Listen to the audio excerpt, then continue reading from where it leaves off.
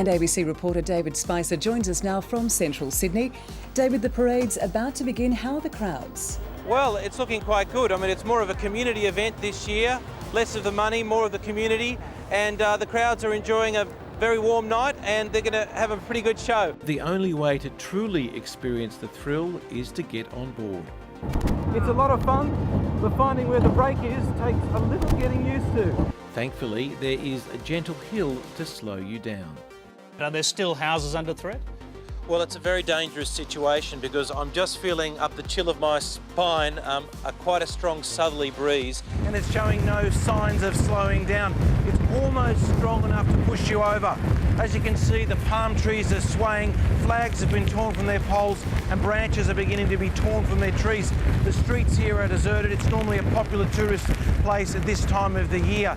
So what are you reporting on? Well, we're going to have to let you go. All right. But are you the ABC? All right, we are. Oh, well. It's lovely to talk. Was a brief account. A lawyer for one Sydney property developer, which paid $5,000 to the ACT Liberals last month, attempted to move the ABC off the footpath today. Interfering with their business, How? disturbing people. Who have I disturbed? They're not at their desk. The Creft Room is behind a locked door next to the museum's oldest gallery. It was where Creft lived at the time with his family on site. It was a squeeze then and even more so today. One of the biggest challenges facing the museum is having enough space to display their most precious artefacts.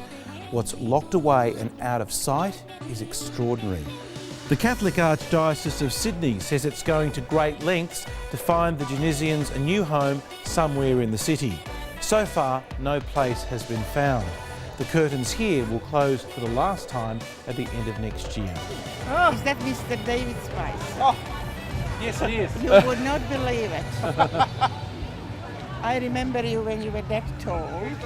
You went to school with my daughter, Lucia. Oh yes, I remember it well. What was he like as a small boy? Was he well behaved? I went to one meeting Yeah. and David, we always talk about you at home actually, when we see you on TV. Our reporter David Spicer is at the scene. David, what do we know so far?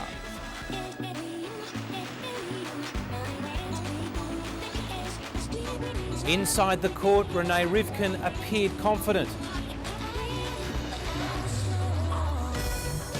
Inside the court, Renee Rivkin appeared confident. But as the jury said no 17 times, he folded his arms and shook his head. On behalf of Sabine Mahaja, I'd like to say we apologise for Islamic community. Thank you. I want to see the... You want to see what it looks like before it goes to air? Fat chance. No worry, David Kosh. Who else was involved? I'm here today to accept my responsibility. Well, certainly police believe that they have most of the troubles contained, but there are still sporadic outbreaks of violence. Half an hour ago, I saw another person arrested in the main shopping precinct of Cronulla, bringing to 10 the number of arrested. David Spicer joins us now from Nobby's Beach in Newcastle. David, what's happening there now? Well, Juanita, the moving has picked up a bit. It was ever so slightly, and we've seen quite distinct moves, which excited the people here on the beach, on the hill overlooking the beach. But a bit of nasty news because a distinct sound was heard, and we believe that one of the ropes has broken. David Spicer has this special 3-week-old report from our summer holders shelf. Well, thanks, Jeremy. There's a huge buzz about this show. It's bigger, better, juicier, with more tunes and more money in it than The Sound of Music. And it's filled with the talented cast of the ABC News Exchange. Now, we're getting an exclusive look at their rehearsal. Eddie Obeid used the windfall to buy a Mercedes for $280,000 and to buy 2 properties in Sydney and Port Macquarie.